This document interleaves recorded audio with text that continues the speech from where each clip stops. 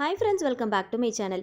கிச்சனில் நம்ம ரொம்ப நேரமாக நின்று செய்யக்கூடிய ஒவ்வொரு வேலைகளையும் ரொம்ப ஈஸியாக குயிக்காக செய்யறதுக்கு தேவையான முக்கியமான கிச்சன் டிப்ஸ் அந்த வீடியோவில் பார்க்க போகிறோம்.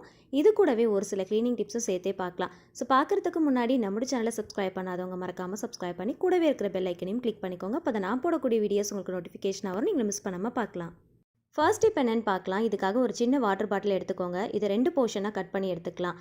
கத்தியை சூடுபடுத்திட்டு கட் பண்ணிங்க அப்படின்னா ரொம்ப ஈஸியாக கட் பண்ணிடலாம். கீழே இருக்கிற போர்ஷன் கொஞ்சம் அதிகமான சைஸ்லேயும் மேலே இருக்கிறது கொஞ்சம் கம்மியான சைஸ்லேயும் கட் பண்ணி எடுத்துக்கோங்க. இதை நம்ம 2 விஷயத்துக்காக யூஸ் பண்ண போகிறோம். அது என்னன்றதை பார்க்கலாம்.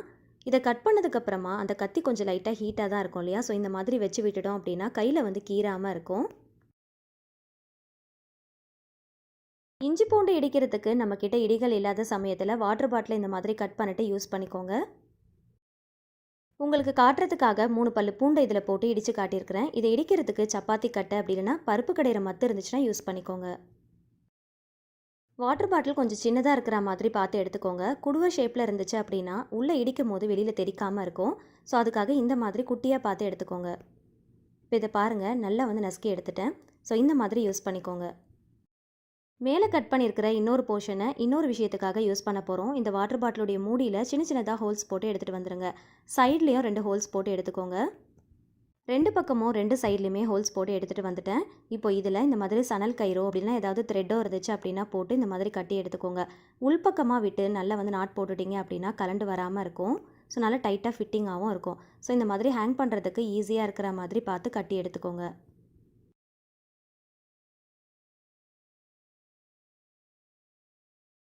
வெளிப்பக்கமாக நாட் போடுறத விட இந்த மாதிரி உள்பக்கமாக போட்டிங்க அப்படின்னா வெளியிலையும் தெரியாது. அதே சமயத்தில் நல்லா ஃபிட்டிங்காக டைட்டாக இருக்கும். இது எதுக்காக யூஸ் பண்ண போகிறோம் அப்படின்னு பார்த்தீங்கன்னா, பாத்திரம் கழுவிட்டு அந்த ஸ்க்ரப்பரோ இல்லை ஸ்பாஞ்சோ அப்படியே வச்சிட்டோம் அப்படின்னா தண்ணியோடு இருக்கிற மாதிரி இருக்கும். தண்ணியோடு அப்படியே வச்சிட்டோம் அப்படின்னா அதில் ஒரு விதமான பேட் ஸ்மெல் வரும். அது மட்டும் இல்லாமல் அங்கே இங்கேன்னு போட்டு வைக்காமல் ஒரு இடத்துல ஆர்கனைஸ் பண்ண மாதிரி இருக்கும். இந்த மூடியில் சின்ன சின்னதாக ஹோல்ஸ் போட்டிருக்கிறதுனால நம்ம பாத்திரம் கழுவிட்டு இப்படி போட்டு ஹேங் பண்ணி வச்சிட்டோம் அப்படின்னா அதில் இருக்கிற தண்ணி எல்லாமே நல்லா வடிஞ்சு நல்லா ட்ரை ஆகிடும். அடுத்து யூஸ் பண்ணும்போது நமக்கு ரொம்ப ஈஸியாக இருக்கும். அடுத்த டிப் என்னென்னு பார்க்கலாம். சூப்பர் மார்க்கெட்லாம் போகிறோம் அப்படின்னா இந்த மாதிரி கவர் கொடுப்பாங்க இல்லையா? ஸோ அதை எடுத்து நம்ம ஓப்பன் பண்ணும்போது இந்த மாதிரி ரொம்ப ஸ்டிக்கியாக இருக்க மாதிரி இருக்கும். ஸோ அதை ஓப்பன் பண்ணுறதுக்கு இந்த ஒரு சின்ன ட்ரிக்கை யூஸ் பண்ணிக்கோங்க. ஸ்ட்ரைட்டாக ஓப்பன் பண்ணாமல் இந்த மாதிரி சைடில் ஓப்பன் பண்ணிவிட்டு அதுக்கப்புறமா நடுவில் ஓப்பன் பண்ணிங்க அப்படின்னா ரொம்ப ஈஸியாக கவரை ஓப்பன் பண்ணிடலாம். நார்மலாகவே நம்ம கவரெல்லாம் ஓப்பன் பண்ணும்போது சென்டரில் வச்சு இந்த மாதிரி நல்லா தேய்ச்சிட்டு தான் நம்ம ஓப்பன் பண்ணுவோம் இல்லையா? ஸோ சம்டைம்ஸ் ஓப்பனே ஆகாது. அதுக்கு இந்த மாதிரி சைடில் ஓப்பன் பண்ணிட்டு பண்ணிங்க அப்படின்னா ரொம்ப ஈஸியாக ஓப்பன் பண்ணிடலாம்.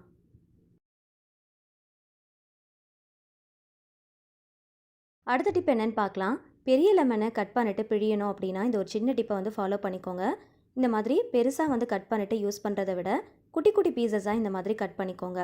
இந்த மாதிரி கட் பண்ணிவிட்டு நீங்கள் பிழிஞ்சிங்க அப்படின்னா பிழியறதுக்கும் நமக்கு ரொம்ப ஈஸியாக இருக்கும். அதிகமான அளவில் நமக்கு சாரம் கிடைக்கும். ஸோ கண்டிப்பாக ட்ரை பண்ணி பாருங்கள். அதிகமான குவான்டிட்டியிலலாம் நீங்கள் பிழிஞ்சு எடுக்கணும் அப்படின்னா இந்த டிப் கண்டிப்பாக அந்த டைமில் ரொம்பவே யூஸ்ஃபுல்லாக இருக்கும். இந்த மாதிரி மெத்தடில் பிழியிறப்போ அதிகமான குவான்டிட்டியில் நமக்கு ஜூஸ் கிடைக்கும். ஸோ கண்டிப்பாக நீங்களும் ட்ரை பண்ணி பாருங்கள். இந்த தோலை தூக்கி போட்டுறாதீங்க, எடுத்து ஸ்டோர் பண்ணி வச்சுக்கோங்க. நிறைய விஷயத்துக்கு நம்ம யூஸ் பண்ணிக்கலாம். இதில் இருக்கிற எல்லா தோலையும் ஸ்டோர் பண்ணிவிட்டு ஒரே ஒரு லெமனுடைய தோலை மட்டும் எடுத்துருக்கிறேன். இப்போ இதில் கொஞ்சமாக சால்ட்டு, கொஞ்சமாக பேக்கிங் சோடா சேர்த்துக்கோங்க. டெய்லியுமே சமையலுக்காக நம்ம கட்டர் போர்டு யூஸ் பண்ணுவோம் இல்லையா? ஸோ அந்த கட்டர் போர்டை இந்த மாதிரி வீக்லி ஒன்ஸ் நல்லா வாஷ் பண்ணி வச்சுக்கோங்க. நல்லா சுத்தமாக மெயின்டைன் பண்ணிக்கலாம். இதை நம்ம டெய்லியுமே கண்டினியூஸாக யூஸ் பண்ணிட்டு இருக்கிறதுனால இதில் ஒரு விதமான ஃபங்கல் ஃபார்மேஷன் ஃபார்ம் ஆகும். அந்த மாதிரி ஆகாமல் இருக்கிறதுக்கு இந்த சின்ன டிப்பை ஃபாலோ பண்ணிக்கோங்க. சால்ட், பேக்கிங் சோடா சேர்த்துட்டு ஒரு சின்ன லெமனுடைய தோலை வச்சு நல்லா தேய்ச்சிட்டு ஒரு 10 நிமிஷத்துக்கு அப்படியே விட்டுருங்க. அதுக்கப்புறமா சுத்தமாக வாஷ் பண்ணிட்டீங்க அப்படின்னா ப்ராப்பராக மெயின்டைன் பண்ணிக்கலாம்.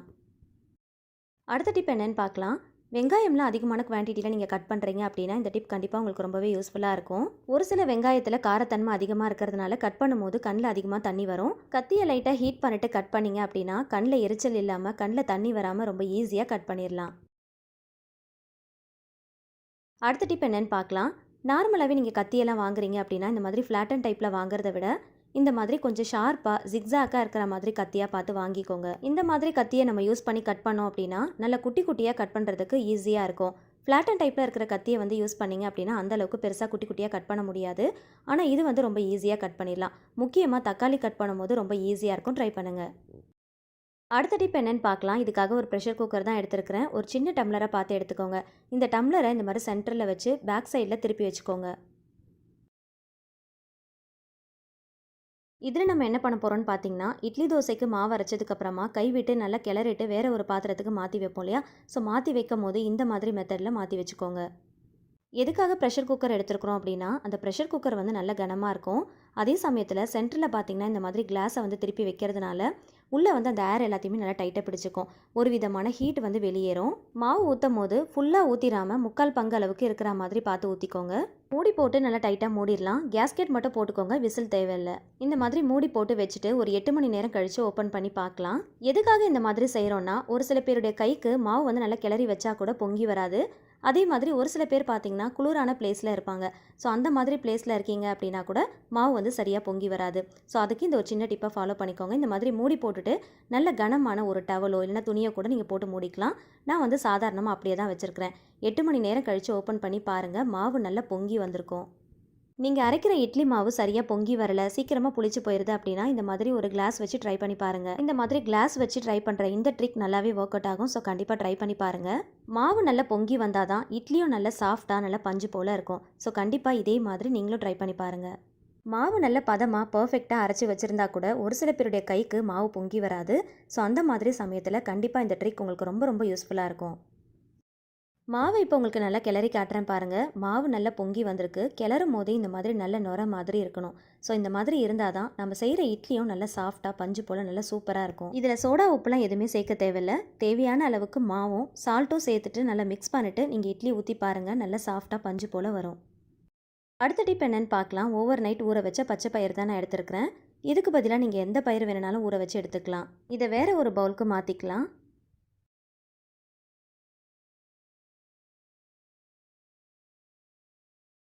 தட்டு போட்டு மூடி எடுத்துக்கோங்க. இட்லி பாத்திரத்தில் கொஞ்சமாக தண்ணி வச்சுருக்கிறேன். இந்த தண்ணி நல்லா கொதித்து வரும்போது உள்ளே வந்து இந்த மாதிரி ஒரு ஸ்டாண்டு வச்சுக்கோங்க. இதுக்கு மேலே ஊற வச்ச பச்சை பயிரை ஒரு கிண்ணத்தில் போட்டு வச்சுருந்தோம் இல்லையா, அதை உள்ளே வச்சுக்கலாம். இதை உள்ளே வச்சுட்டு இதுக்கு மேலே இட்லி பிளேட்டை வச்சிடலாம். தனித்தனியாக வேக வச்சோம் அப்படின்னா டைமும் அதிகமாக எடுக்கும், கேஸும் நமக்கு செலவாகும். அதுக்கு பதிலாக இந்த மாதிரி இட்லி அவிக்கும் போதோ இல்லைனா வேறு ஏதாவது செய்யும் போதோ ஒரே டைமில் ஒரே பாத்திரத்தில் வச்சு வேக வச்சிட்டோம் அப்படின்னா டைமும் நமக்கு சேவ் ஆகும், கேஸும் நமக்கு மிச்சமாகும்.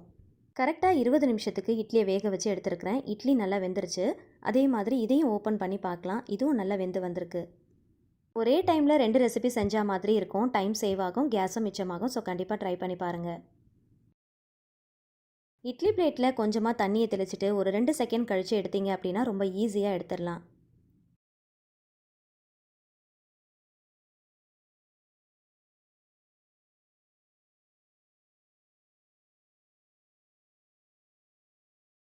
கண்டிப்பாக நீங்கள் மாவு அரைக்கும் போது கிளாஸ் யூஸ் பண்ணி பாருங்கள். இந்த மாதிரி நல்ல மெத்துன்னு பஞ்சு போல் நல்லா சூப்பராக ஒரு இட்லியை செஞ்சிடலாம். எவ்வளோ சாஃப்டாக இருக்குன்னு பாருங்கள். வீட்டு மாதிரி குட்டியாக பாக்ஸ் டைப்பில் ஜாம்லாம் நீங்கள் வாங்குறீங்க அப்படின்னா மேலே இருக்கிற ஸ்டிக்கரை ஈஸியாக ரிமூவ் பண்ணுறதுக்கு இந்த ஒரு சின்ன ட்ரிக்கை யூஸ் பண்ணிக்கோங்க. 2 ஸ்லைட் பின்னை இந்த மாதிரி ஒன்றோடு ஒன்று மாட்டிட்டு ஸ்டிக்கரில் வச்சு லைட்டாக ரொட்டேட் பண்ணாலே ரொம்ப ஈஸியாக ரிமூவ் பண்ணலாம். ட்ரை பண்ணி பாருங்கள்.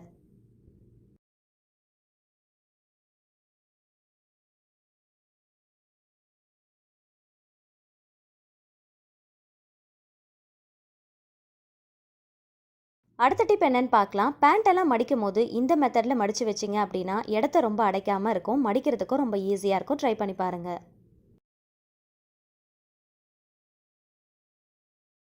அடுத்த டிப் என்னன்னு பார்க்கலாம். ரிமோட்டில் இருக்கிற பேட்டரியை ஈஸியாக ரிமூவ் பண்ணுறதுக்கு டிக்டாக் கிளிப்பை யூஸ் பண்ணிங்க அப்படின்னா ரொம்ப ஈஸியாக ரிமூவ் பண்ணிடலாம்.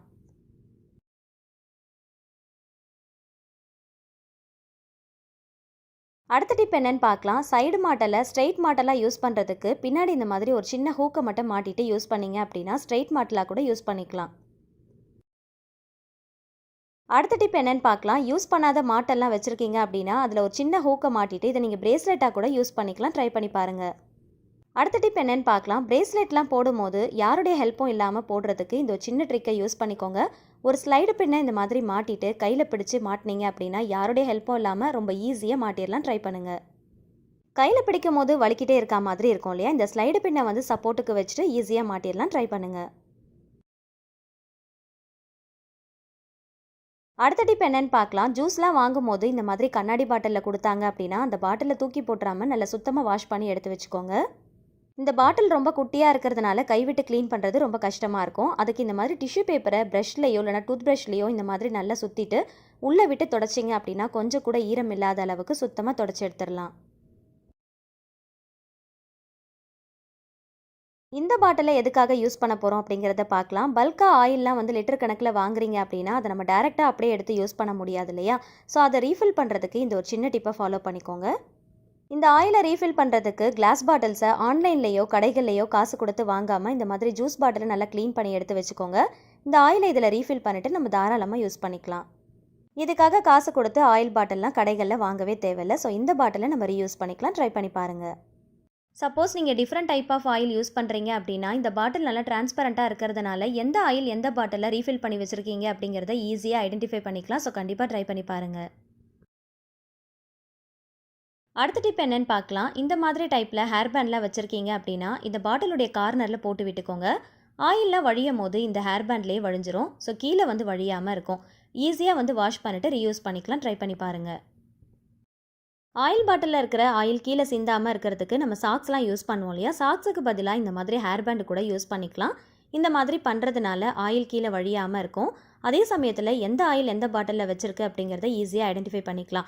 சாக்ஸ் போட்டோம் அப்படின்னா ஃபுல்லாக கவர் ஆகிடும் இல்லையா? ஸோ அதுக்கு பதிலாக ஹேர் பேண்ட் யூஸ் பண்ணிக்கோங்க. அடுத்த டிப் என்னென்னு பார்க்கலாம். இதுக்காக ஒரு தேங்காய் சிரட்டை தான் எடுத்துருக்கிறேன். இந்த தேங்காய் சிரட்டையை கீழே வைக்கிறதுக்கு பேலன்ஸ் பண்ணுறதுக்காக ஒரு சின்ன வாட்டர் கேனுடைய மூடியை வச்சுருக்கேன். இதில் 1 ரூபி ஷாம்புவை ஃபுல்லாக கட் பண்ணிட்டு சேர்த்துக்கோங்க. எந்த ஷாம்பு வேணுனாலும் நீங்கள் சேர்த்துக்கலாம். 1 ரூபி ஷாம்பு ஒரே ஒரு பாக்கெட் சேர்த்தாலே கரெக்டாக இருக்கும். 1/2 டீஸ்பூன் அளவுக்கு பேக்கிங் சோடாவும் கொஞ்சமாக லெமனை பிழிஞ்சு விட்டுக்கலாம்.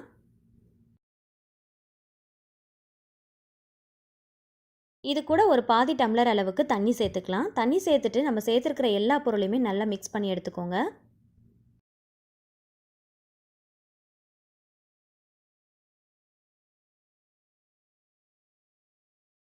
கொஞ்சம் கூட கட்டி இல்லாத அளவுக்கு நல்லா மிக்ஸ் பண்ணி எடுத்துக்கோங்க.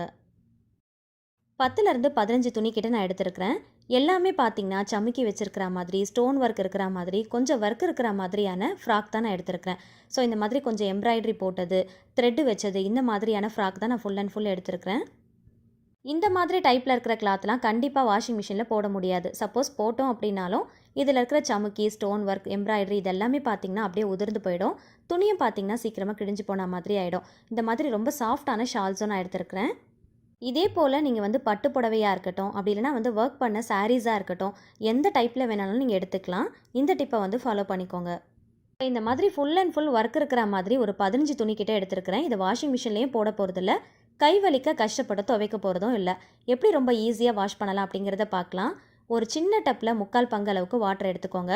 நம்ம ரெடி பண்ணி வச்சுருக்கிற இந்த லிக்விடை இது கூட சேர்த்துட்டு நல்லா கலந்து விட்டுக்கோங்க. ரொம்ப அதிகமாக நுர வராது, அதே சமயத்தில் நல்ல வாசனையாக இருக்கும் நம்ம ஷாம்பு சேர்த்துருக்கிறதுனால. இதில் பேக்கிங் பவுடரும் நம்ம சேர்த்துருக்குறோம். அது சேர்த்துருக்கிறதுனால துணி எதுவும் ஃபேட் ஆயிருமான்னு கேட்டிங்கன்னா கண்டிப்பாக ஆகாது. ஏன்னா நம்ம வந்து நல்லா டைல்யூட் பண்ணிட்டு தான் சேர்த்துருக்குறோம். பேக்கிங் பவுடர் சேர்த்துருக்கிறதுனால துணியில் இருக்கிற அழுக்குகள் எல்லாமே ரொம்ப ஈஸியாக க்ளீன் ஆகிடும். இதில் நம்ம லெமனும் சேர்த்துருக்குறோம், அதனால் நல்ல மணமாக இருக்கும். கம்ஃபர்ட்லாம் எதுவும் எக்ஸ்ட்ரா சேர்க்கணும் அப்படிங்கிற அவசியமே இல்லை. நம்ம ரெடி பண்ணியிருக்கிற இந்த லிக்விடில் ஒரு 15 துணி கிட்ட நீங்கள் தாராளமாக துவைக்கலாம். இதை அப்படியே வந்து நல்லா டிப் பண்ணி விட்டுக்கோங்க. சப்போஸ் நீங்கள் அதிகமான துணியெலாம் எடுக்கிறீங்க அப்படின்னா கொஞ்சம் பெரிய டப்பில் எக்ஸ்ட்ராவாக கொஞ்சம் ஷாம்பு, பவுடர் எல்லாமே நீங்கள் ஆட் பண்ணிக்கோங்க. அதுக்கேற்றா போல் எல்லா இன்க்ரீடியன்ஸுமே கூட்டிக்கவோ குறைச்சிக்கவோ செஞ்சுக்கோங்க. எல்லாத்தையுமே நான் இப்போ ஒரே டப்பில் போட்டு நல்லா டிப் பண்ணி வச்சுருக்கிறேன். நார்மலாக துணியெல்லாம் ஊற வைக்கிறோம் அப்படின்னா கண்டிப்பாக ஒரு 1/2 மணி நேரமாவது ஊற வைப்போம் இல்லையா?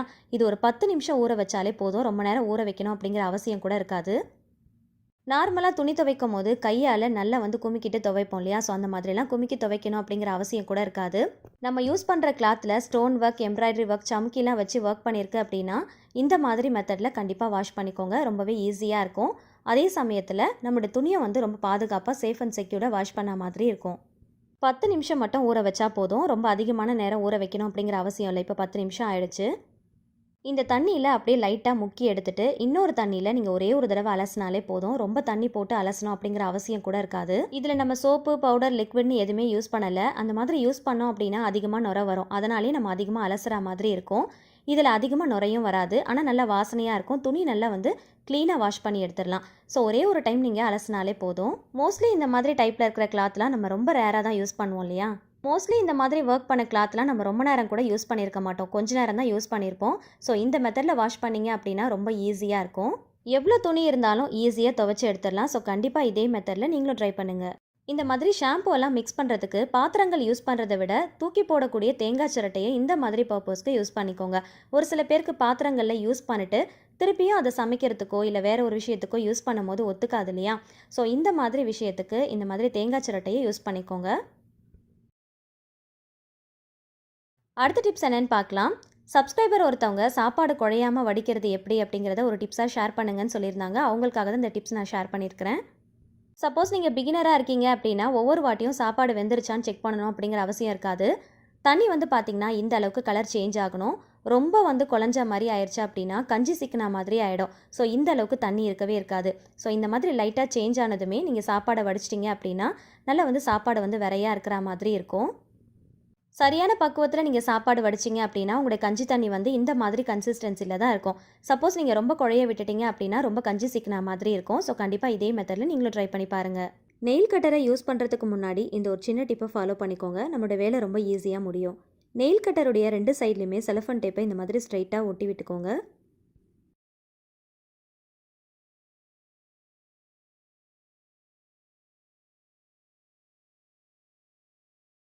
நெயில் கட் பண்ணும்போது நம்முடைய நெயில் ஜம்ப் ஆகும், அங்கே இங்கேன்னு செதறும்.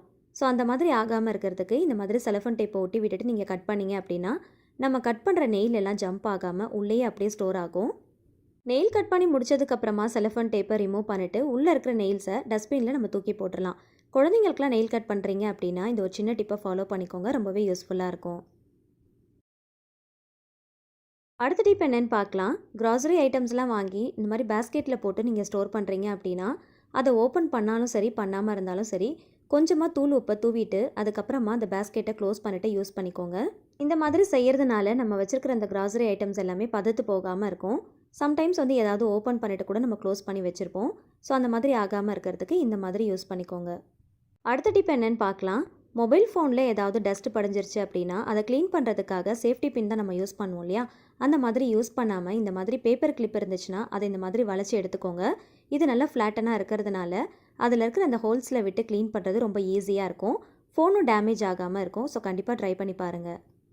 சேஃப்டி பின்னுக்கு பதிலாக இந்த மாதிரி பேப்பர் கிளிப்பை யூஸ் பண்ணுறதுனால ஃபோன் டேமேஜ் ஆகாமல் உள்ளே இருக்கிற டஸ்ட்டு மட்டும் நல்லா வந்து ஈஸியாக க்ளீன் பண்ணி எடுத்துடலாம். ஸோ கண்டிப்பாக ட்ரை பண்ணி பாருங்கள். அடுத்த டிப் என்னென்னு பார்க்கலாம். இதுக்காக ஒரு பென் தான் எடுத்துருக்கிறேன். இந்த பெண்ணை வந்து எழுதும் போது சரியாக எழுதலை. இந்த மாதிரி சரியாக எழுதாத பென் வச்சுருந்தீங்க அப்படின்னா அதை தூக்கி போட்டுறாமல் இந்த ஒரு சின்ன டிப்பை ஃபாலோ பண்ணிக்கோங்க. ஒரு சின்ன டம்ளரில் கொஞ்சமாக தண்ணி எடுத்துகிட்டு ஒரு 5 நிமிஷத்துக்கு அந்த பெண்ணை உள்ளே போட்டு விட்டுருங்க. 5 நிமிஷம் கழித்து எடுத்து எழுதி பார்த்தீங்க அப்படின்னா ரொம்ப அழகாக எழுதும். சில பெண்ணில் உள்ள மை இருக்கும், ஆனால் சரியாக எழுதாது. அந்த மாதிரி எழுதாத பெண்ணாக இருந்துச்சுன்னா தூக்கி போட்டுறாமல் 5 நிமிஷத்துக்கு தண்ணியில் போட்டுட்டு அதுக்கப்புறம் எடுத்து எழுதி பாருங்கள். அந்த பென் ரொம்ப அழகாக எழுதும். ஸோ கண்டிப்பாக இந்த டிப் ரொம்பவே யூஸ்ஃபுல்லாக இருந்துச்சு. நீங்கள் ட்ரை பண்ணி பாருங்கள்.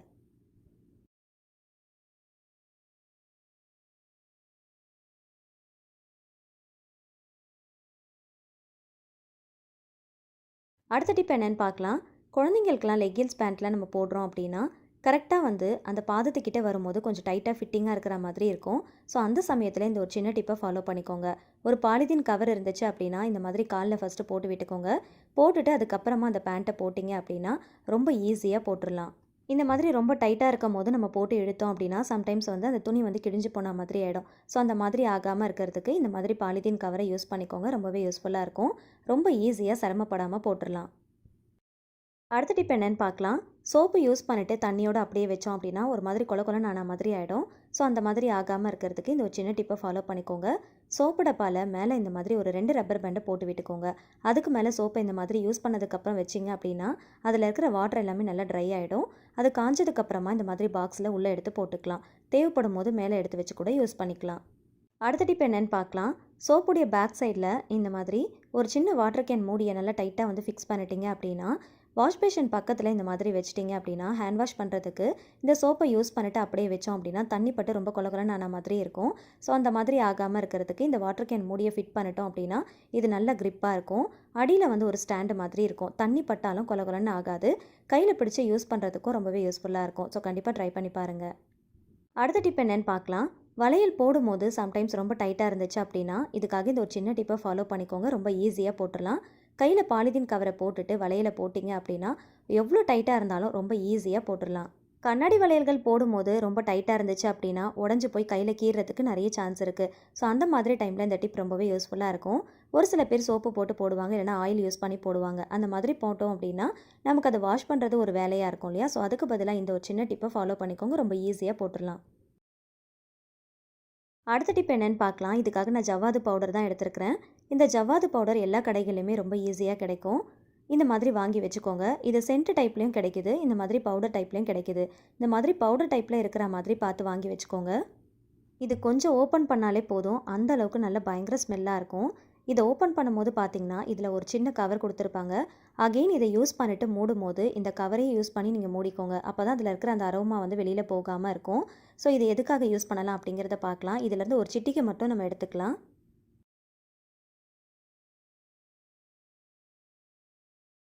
ஒரு சிட்டிகை அளவுக்கு மட்டும் எடுத்துக்கோங்க. இதுவே பார்த்திங்கன்னா அந்த அளவுக்கு பயங்கர ஸ்மெல்லாக இருக்கும். ஒரு சிட்டிகை அளவுக்கு மட்டும் எடுத்து வீடு பெருக்கிற தொடப்பத்தில் வீடு பெருக்கிறதுக்கு முன்னாடி எல்லா பக்கமும் படுற மாதிரி போட்டு விட்டுக்கோங்க.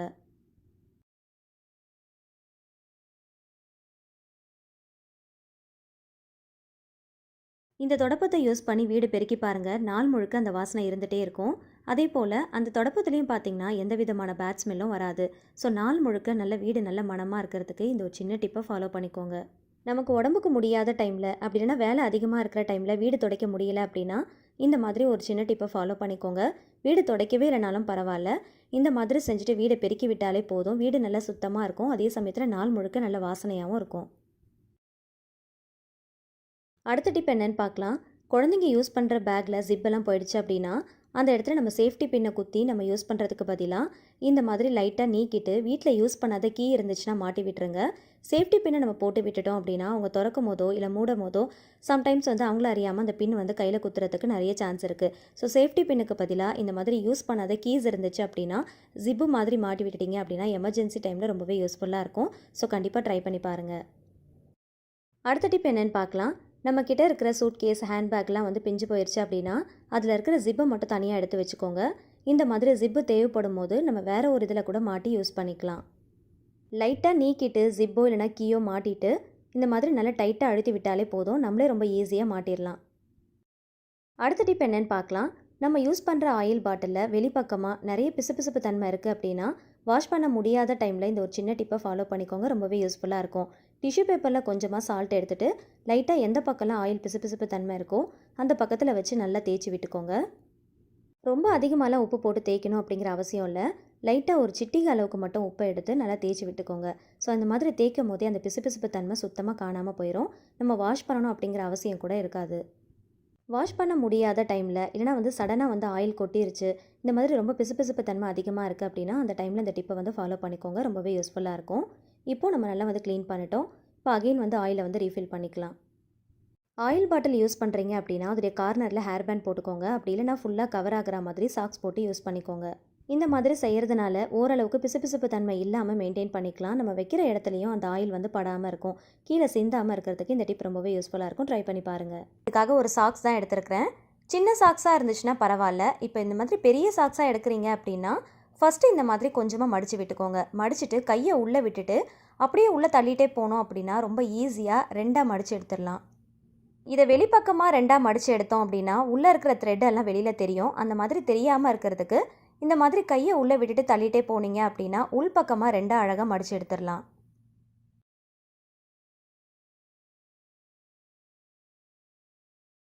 இந்த மாதிரி மடிச்சிங்க அப்படின்னா ரொம்ப ஈஸியாக ரெண்டாக அழகாக மடித்து எடுத்துடலாம்.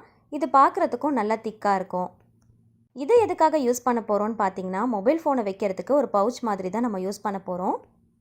நம்மக்கிட்ட பவுச்லாம் இல்லை மொபைல் ஃபோன் வைக்கிறதுக்கு அப்படின்னா ஹேண்ட்பேக்கில் அப்படியே நம்ம வச்சு எடுத்துகிட்டு போகும்போது சம்டைம்ஸ் வந்து ஸ்க்ராட்ச் விழுகிறதுக்கு நிறைய சான்ஸ் இருக்குது. ஸோ டேரெக்டாக பேக்கில் வைக்கிறதுக்கு இந்த மாதிரி ஒரு சின்ன டிப்பை வந்து ஃபாலோ பண்ணிக்கோங்க. இந்த மாதிரி சாக்ஸை வந்து நல்லா பவுச் மாதிரி மடித்து எடுத்துக்கோங்க. இப்போ நம்ம டேரெக்டாக அப்படியே வைக்க போகிறதில்ல, இந்த ஹேண்ட்பேக்கில் எப்படி நம்ம வந்து ஒரு பவுச் மாதிரி ஃபிட் பண்ணலாம் அப்படிங்கிறத பார்க்கலாம். சேஃப்டி பின் யூஸ் பண்ணி எந்த சைடில் உங்களுக்கு வேணுமோ ஹேண்ட்பேக்கில் அந்த சைடில் வச்சு இந்த மாதிரி நல்லா டைட்டாக பின் பண்ணிக்கோங்க.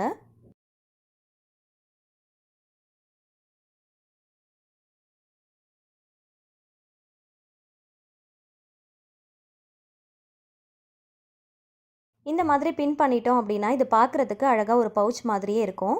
நல்ல ஃபிட்டிங்காகவும் இருக்கும். ஸோ இதுக்குள்ளே நீங்கள் மொபைல் ஃபோனை அப்படியே வச்சு நீங்கள் தாராளமாக எடுத்துகிட்டு போகலாம். எந்த விதமான ஸ்க்ராட்சும் ஏற்படாது. ஒரு சில ஹேண்ட்பேக்கில் மொபைல் ஃபோன் வைக்கிறதுக்கு பவுச் மாதிரி கொடுத்துருப்பாங்க. ஒரு சில ஹேண்ட்பேக்கில் அது இருக்காது. அது இல்லாத சமயத்தில் நம்மளே இந்த மாதிரி பவுச் மாதிரி ஃபிட் பண்ணிக்கலாம். மொபைல் ஃபோனை ஹேண்ட்பேக்குள்ளே அப்படியே போட்டுட்டோம் அப்படின்னா கை விட்டு தேடுற மாதிரி இருக்கும். ஸோ இந்த மாதிரி ஒரு பவுச் மாதிரி ஃபிட் பண்ணிட்டு வச்சோம் அப்படின்னா ஈஸியாக எடுக்கிறதுக்கு நமக்கு ரொம்பவே யூஸ்ஃபுல்லாக இருக்கும். இந்த மாதிரி வைக்கிறதுனால மொபைல் ஃபோனும் ரொம்ப சேஃபாக இருக்கும். தூக்கி போடக்கூடிய சாக்ஸ் இருந்துச்சு அப்படின்னா அதை இந்த மாதிரி ரீயூஸ் பண்ணிக்கோங்க. ரொம்பவே யூஸ்ஃபுல்லாக இருக்கும். கண்டிப்பாக ட்ரை பண்ணுங்கள். அடுத்த டிப் என்னன்னு பார்க்கலாம். இதுக்காக ஒரு ஹேர் பேண்ட் தான் எடுத்துருக்கிறேன். இந்த மாதிரி டைப்பில் இருக்கிற மாதிரி எடுத்துக்கோங்க. இதில் சேஃப்டி பின்னை பின் பண்ணி ஹேண்ட்பேக்கில் நான் பின் பண்ணுற மாதிரியே சேம் நம்ம பவுச்சுக்கு பின் பண்ணோம் இல்லையா, ஸோ அதே மாதிரி பின் பண்ணிக்கோங்க.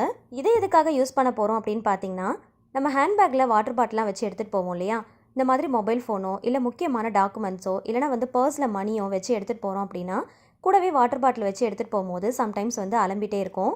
தண்ணியெல்லாம் கொஞ்சம் மூடி லூஸ் ஆயிடுச்சு அப்படின்னா தண்ணியெல்லாம் கீழே சேர்ந்துடும். ஸோ அந்த மாதிரி ஆகாமல் இருக்கிறதுக்கு இந்த மாதிரி ஒரு ஹேர் பேண்டை உள்ளே பின் பண்ணிவிட்டு இந்த மாதிரி வாட்டர் கேனை நல்லா ஃபிட் பண்ணிட்டோம் அப்படின்னா எந்த பக்கம் திருப்பினாலும் நம்ம கை தவறி ஹேண்ட்பேக் கீழே விழுந்தால் கூட அதில் இருக்கிற தண்ணி அலம்பாது, கீழேயும் சிந்தாது. ஸோ ஸ்ட்ரைட்டாக நிற்கும். ஸோ அதுக்காக இந்த மாதிரி யூஸ் பண்ணிக்கோங்க.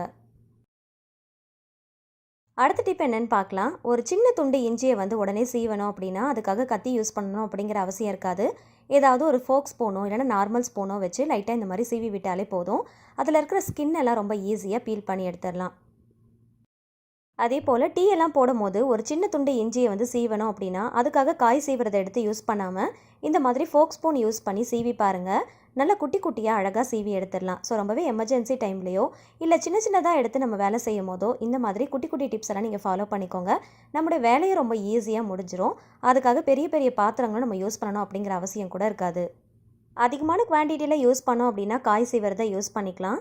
கொஞ்சமாக எடுத்து சீவணும் அப்படின்னா இந்த மாதிரி ஃபோக் ஸ்பூன் யூஸ் பண்ணி சீவி பாருங்கள். நம்முடைய வேலை ரொம்ப ஈஸியாக முடிஞ்சிடும். டீ போடும் போது தட்டி போடுறத விட இந்த மாதிரி சீவி போட்டு பாருங்கள், இன்னும் நல்லா டேஸ்ட்டாக இருக்கும். இந்த மாதிரி அடிக்கடி சீவிர இஞ்சியுடைய தோலை தூக்கி போட்டுறாமல் எடுத்து ஸ்டோர் பண்ணி வச்சுக்கோங்க. ரொம்பவே சூப்பரான ஒரு விஷயத்துக்காக நம்ம யூஸ் பண்ணிக்கலாம். கண்டிப்பாக அதை ஒரு வீடியோவாக ஷேர் பண்ணுறேன். அடுத்த டிப் என்னென்னு பார்க்கலாம். இஞ்சி பூண்டு இடிக்கிற அந்த இடிகளை எடுத்துக்கோங்க. இதில் கொஞ்சமாக சால்ட்டு சேர்த்துக்கோங்க. கூடவே ஒரு 1/4 டீஸ்பூன் அளவுக்கு மட்டும் மஞ்சத்தூள் சேர்த்துக்கோங்க. ஆல்ரெடி பிழிஞ்சு யூஸ் பண்ண லெமன் இருந்துச்சு அப்படின்னா அதை பிழிஞ்சிட்டு அந்த தோலையும் அப்படியே உள்ளே போட்டுருங்க. போட்டுட்டு இந்த மாதிரி இடிகளை வச்சு நல்லா இடித்து விட்டுக்கோங்க. உள்ளே இருக்கிற எல்லா பொருளையும் சேர்த்து நல்லா இடிக்கும் போது நல்ல வாசனையாக இருக்கும். நல்லா அந்த லெமனுடைய தோலும் மஞ்சத்தூள் உப்பு இதெல்லாமே சேர்த்து நல்லா வாசனை வர அளவுக்கு நல்லா இடித்து எடுத்துக்கோங்க.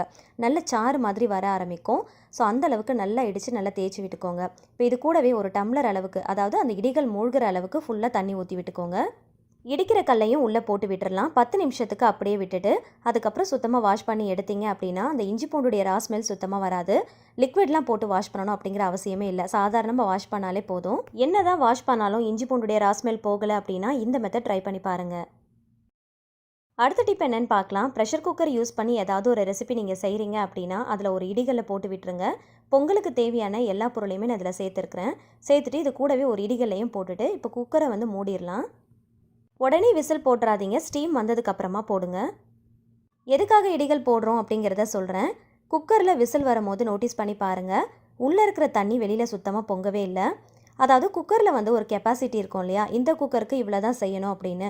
ஸோ அந்த கெப்பாசிட்டியை தாண்டி நம்ம தண்ணியோ இல்லை பொருளோ சேர்த்து பண்ணுறோம் அப்படின்னா அது வெளியில் பொங்க ஆரம்பிச்சிடும். ஸோ அந்த மாதிரி பொங்காமல் இருக்கிறதுக்கு இந்த மாதிரி ஒரு இடிகளில் உள்ளே போட்டுட்டிங்க அப்படின்னா நல்ல வெயிட் இருக்கிற பொருளாக இருக்கிறதுனால உள்ளே அந்த ப்ரெஷர் நல்லா அடைச்சிரும். ஸோ அதனால் நமக்கு குக்கரில் வெளியில் பொங்கி வழியாது.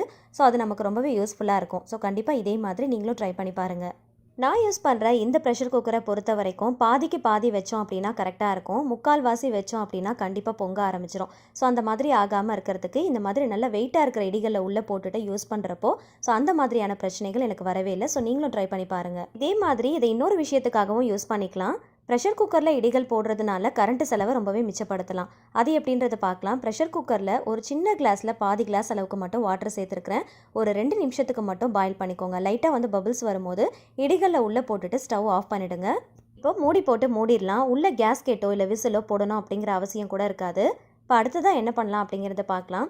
இப்போ இதுக்காக ஒரு காட்டன் ஷர்ட் தான் எடுத்துருக்கிறேன். இது பாருங்கள் நல்லா கசங்கி போன மாதிரி இருக்குது. இதை இந்த ப்ரெஷர் குக்கர் வச்சு தான் நம்ம அயன் பண்ண போகிறோம். ஏதாவது எமர்ஜென்சியாக வெளியில் போகிற டைமில் அயன் பாக்ஸ் வந்து ரிப்பேர் ஆனாலோ இல்லை கரண்ட் இல்லைனாலோ இல்லைன்னா நம்மக்கிட்ட அயன் பாக்ஸே இல்லைனாலோ இந்த ஒரு சின்ன டிப்பை நீங்கள் ஃபாலோ பண்ணிக்கோங்க, ரொம்பவே யூஸ்ஃபுல்லாக இருக்கும். அயன் பாக்ஸ் யூஸ் பண்ணோம் அப்படின்னா கண்டிப்பாக கரண்ட் ரொம்ப இழுக்கும், கரண்ட் பில் வந்து அதிகமாக தான் நமக்கு வரும். ஸோ அதிகமாக செலவாகுது அப்படின்னா அந்த சமயத்தில் இந்த டிப்பை கூட நீங்கள் ஃபாலோ பண்ணிக்கலாம். இந்த ப்ரெஷர் குக்கரில் கைப்பிடி இருக்கிறதுனால அதை பிடிச்சிட்டு நமக்கு அயன் பண்ணுறது ரொம்பவே ஈஸியாகவும் இருக்கும். உள்ளே எதுக்காக இடிகள் போடுறோம் அப்படின்னா உள்ளே இருக்கிற தண்ணி அலம்பாமல் இருக்கிறதுக்காக தான் இடிகள் போடுறோம். ஜஸ்ட் வந்து நமக்கு பேலன்ஸ் பண்ணுறதுக்காக தான் நம்ம அதை போடுறோம். அயன் பாக்ஸ் எப்படி நல்லா நமக்கு வெயிட்டாக இருக்கோ அதே மாதிரி உள்ள இடிகள் போடும்போது இந்த ப்ரெஷர் குக்கரும் பிடிச்சு அயன் பண்ணுறதுக்கு நல்ல வெயிட்டாக இருக்கும், நல்ல பேலன்ஸ்டாக இருக்கும். அயன் பாக்ஸ் யூஸ் பண்ணும்போது நமக்கு எந்த அளவுக்கு பர்ஃபெக்டாக இருக்குமோ அதே மாதிரி தான் ப்ரெஷர் குக்கர் யூஸ் பண்ணி நீங்கள் அயன் பண்ணும் போதும் நமக்கு நல்லா வந்து பர்ஃபெக்டாக இருக்கும். அயன் பாக்ஸ் வந்து சின்னதாக இருக்கிறதுனால நம்ம ரொம்ப நேரம் தேய்க்கிற மாதிரி இருக்கும். இந்த ப்ரெஷர் குக்கர் நல்லா அகலமாக இருக்கிறதுனால ஒரே டைமில் ஒரு பக்கம் இன்னொரு டைமில் இன்னொரு பக்கம்னு சொல்லி ரொம்ப ஈஸியாக சீக்கிரமாகவும் நம்ம தேய்ச்சி எடுத்துடலாம். அயன் பாக்ஸ் யூஸ் பண்ணுறதுக்கு பதிலாக ப்ரெஷர் குக்கரை இந்த மாதிரி யூஸ் பண்ணி பாருங்கள், உங்களுடைய வேலை ரொம்ப சீக்கிரமாக முடியும், ஈஸியாகவும் முடியும், நல்ல பர்ஃபெக்டாகவும் இருக்கும். இந்த மாதிரி செய்யறதுனால கரண்ட் செலவை ரொம்பவே மிச்சப்படுத்தலாம். ப்ரெஷர் குக்கரில் நம்ம தண்ணியை கொதிக்க வைக்கிறதுனால பெருசாலாம் நமக்கு கேஸ் செலவு ஆக போகிறதில்ல.